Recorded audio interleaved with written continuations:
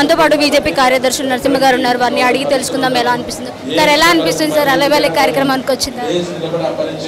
దత్తాత్రేయ గారు ప్రజల మనిషి, తెలంగాణ ఉద్యమం స్ఫూర్తిగా ప్రారంభించినటువంటి అలై బలై కార్యక్రమం ఈరోజు కులాలకు అతీతంగా, మతాలకు అతీతంగా, పార్టీలకు అతీతంగా అన్ని వర్గాలను అందరినీ కూడా కలిపేటటువంటి వేదికగా అలై బలై కార్యక్రమాన్ని తీసుకోవడం జరిగింది. దీన్ని గత తెలంగాణ ఉద్యమం నుంచి కూడా నిరంతరం కొనసాగిస్తూ ఉన్నారు. ప్రతి సంవత్సరం దీంట్లో మంత్రులు కానీ, గవర్నర్లు కానీ, కేంద్ర మంత్రులు కానీ ప్రతి ఒక్కరు కూడా సామాన్య కార్యకర్త నుంచి ఈ దేశంలో అత్యున్నత పదవులు అనుభవించినటువంటి పెద్ద వ్యక్తులు అందరూ కూడా ఈ కార్యక్రమంలో పాల్గొని ఏదైతే అందరూ కూడా కలిసిమెలిసి ఉండాలి.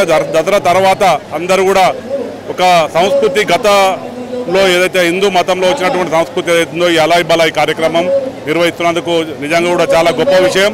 దత్తాత్రేయ గారు లాంటి మనిషి అందరినీ కూడా గుర్తుపెట్టుకొని అందరినీ కూడా ప్రతి ఒక్కరిని పేరు పేరున పిలిచి ఈ కార్యక్రమాన్ని ఆహ్వానించి విజయవంతం చేస్తూ ఉన్నారు. సంతోషం.